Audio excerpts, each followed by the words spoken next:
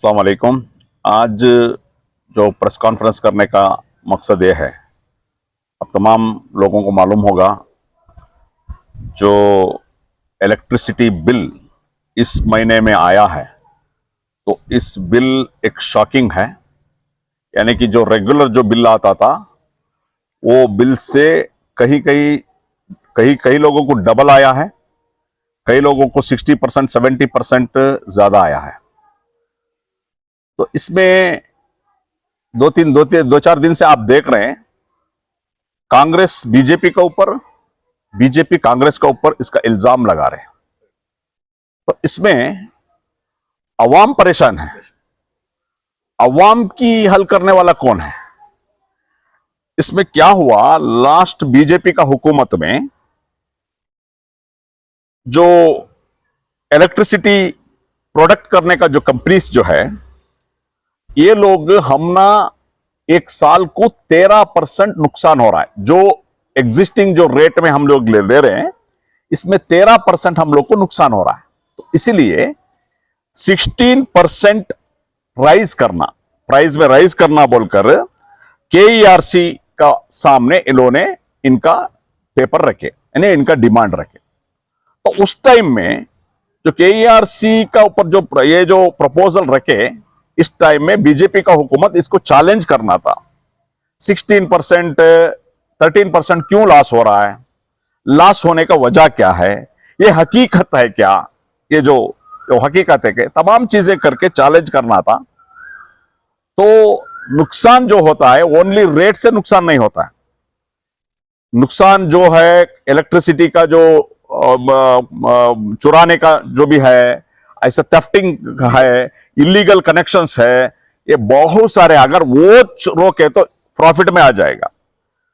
ये सब छोड़ के ये लोग क्या किया, अवाम के ऊपर डाला विदाउट एनी। ये लोग बोले 13% लॉस, 16% प्रपोजल करो बोलकर, मगर बुम्बई का हुकूमत जो है विदाउट एनी डिस्कशन क्या करे, इन लोग 16% को अप्रूव दे दिए KERC का। तो ये बार क्या हुआ, पहले क्या था, 50 यूनिट तक 4 रुपए 10 पैसे था, उसके बाद 50 यूनिट 5 रुपए 60 पैसे था, उसका बाद का जो है 100 का बाद 7 रुपए 15 पैसा था। भाई अब ये कैसा बोलो तो डायरेक्ट 7 रुपए रेट। उसका अलावा और एक अहम चीज जो है नी, इन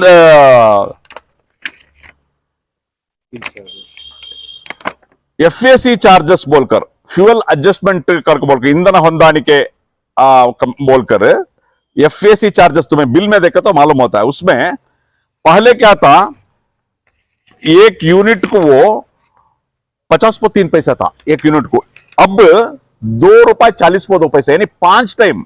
यानी कि अब एक तो 7 रुपए, उसके बाद एक यूनिट के ऊपर 2 रुपए 40 पैसा, फिर टैक्सेस, ये तमाम मिला के आज तुमने एक यूनिट को 11 रुपए तक होता है। ये जो है बहुत बड़ा एक नुकसान है। और दूसरा क्या है, अभी मालूम होता है तुमना, एक किसी को 180 190 170 ऐसा जो बिल आता था, ये बार का 200 क्रॉस हुआ। आपने आपके फेसबुक में आपके घर डाला था, मेरा घर का डाला था। अब तक हम ना 190 से कभी भी ज्यादा नहीं आया, यूनिट नहीं आया। तो उसमें अभी ये बार क्या हुआ, 202 वो मैं जब फेसबुक में डाला, कांग्रेस वाले बोले आप AC डाले होंगे बोलकर, मेरा घर में AC नहीं है। समझ में आ रहा? हाँ, हमारे घर में AC नहीं है। देखो, एक गवर्नमेंट जो फेल्यूर होता है उसको पूछना पॉलिटिकल पार्टी का हमारा जिम्मेदारी है, करेक्शन करना है एज अपोजिशन। एक मिनट है, मैं बोलता हूं, इसको खत्म करता हूं। तो इसमें हमारा क्या है, एक कांग्रेस बीजेपी को बोलना, बीजेपी कांग्रेस को बोलना, बीजेपी वॉच करती है 60 साल से कांग्रेस गलत किया बोलकर, ये भी इसको सही तरीके से एक इन्वेस्टिगेशन होना। आपको नुकसान कितना, आप बोल रहे हैं 13%, अप्रूव कितना मिला 16%, यानी कि 16% मीन्स 1000 रुपए बिल आके रहा तो तुम्हें राइज कितना करना, 160 रुपए। 2000 बिल आता बोलो तो 320 रुपए है ना, मगर यहां क्या हो रहा है, डबल हो रहा है, 60% 70% जा रहा। ये हमें पूछना चाह रहे हैं। सो इसको बेहतर तरीके से एक इंक्वायरी यानी इन्वेस्टिगेशन होना चाहिए, और तमाम चीजें इन्वेस्टिगेशन होकर अवाम को एक फायदा पहुंचने वाला एक डिसीजन पे आप आना है। आप बीजेपी को बोलना, बीजेपी आपको बोलना है, सब छोड़ के अवाम को क्या बोलना चाहते हैं, अवाम को इस तकलीफ से बाहर कैसा है। तो इन्होंने क्या अभी जो गारंटी जो स्कीम जो बोले 200 यूनिट का, 200 यूनिट का, आपको 200 यूनिट का ऊपर वाले को नहीं है। एक तो 200 यूनिट का ऊपर जाने वाले का क्या क्या नुकसान किया है, नुकसान है ना उनको, जो भी कंजम्पशन करते हैं उनको जो नुकसान है, उनको क्या फायदा है, इसमें बहुत बड़ा लॉस है। यानी कि ये तमाम चीजें, इसका वजह क्या है, ये एक साजिश क्या है बोले तो, जो कंपनीज है, electric production companies, coal companies जो भी है, सप्लाई कंपनीज जो भी है, ये सब प्राइवेटाइजेशन में है। ये प्राइवेट कंपनी को, अदानी ग्रुप को प्रॉफिट करने के वास्ते तमाम चीजें कर लेकर है। हमें गवर्नमेंट से ये मांग करते हैं, ये जो इलेक्ट्रिसिटी जो प्राइवेटाइजेशन है, इसको नेशनलाइजेशन करना एक अहम चीज है। इलेक्ट्रिसिटी नेशनलाइजेशन करना, और जो भी नुकसान हो लेकर है, थफ्ट हो लेकर है, ये तमाम चीजें रोकना, ये तमाम चीजें करना। तो आज हम एसटीपी की जानिब से हुकूमत कर्नाटक को ये मांग करते हैं, तो ये जो किए हैं ये अनसाइंटिफिक है, इसमें गलत है, इसमें साजिश है। ये तमाम चीजें का इन्वेस्टिगेशन होना चाहिए। इन्वेस्टिगेशन होने के बाद अवाम को राहत पहुंचाने का एक स्ट्रिक्ट एक डिसीजन गवर्नमेंट ऑफ कर्नाटक का लेना चाहिए। क्या आपको नहीं लगता कि रियासत कर्नाटक में जो नई हुकूमत, कांग्रेस की हुकूमत आई है, अभी सिर्फ 1 महीने का अर्सा ये हुआ है, वक्त हुआ है, उसके बाद आगे जाकर जो है इन्होंने इसमें तब्दीली लाएंगे? नहीं, हम देखे आपको वोट दाके, यानी बीजेपी को छोड़ के कांग्रेस को हुकूमत क्यों लाए? बीजेपी का हुकूमत ये तमाम चीजें गलत करते थे। कोविड का टाइम में जो परेशानी हुआ, ये जो रेट राइजिंग का हुआ, प्राइस हाइक हुआ, ये तमाम देख के आपको बेहतर तरीके से 135 सीट फुल मेजॉरिटी देके वोट किया। तो आप अवाम का ये जो स्पिरिट है ना, अवाम क्यों वोट डाले, तो ये समझकर अवाम को राहत पहुंचाने का काम करना है। एक ही महीने में ये हर चीज हल नहीं होता, हम लोग को भी मालूम है। मगर आप क्या कर रहे हैं, अभी हम कुछ नहीं कर सकते, वो बीजेपी वाले करे बोलकर ये बोलना, बीजेपी कांग्रेस वाले को बोलना, ये नहीं चाहिए।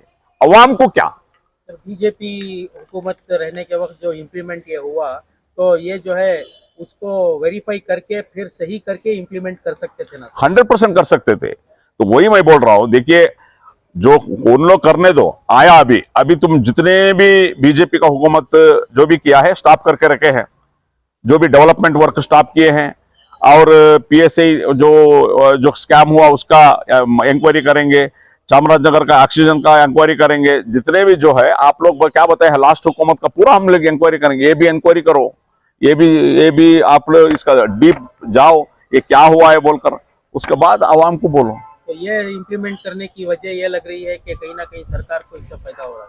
100% ये लोग क्या है, ये लोग इसको लोकसभा इलेक्शन तक बीजेपी का ऊपर डालते जाएंगे। बीजेपी किया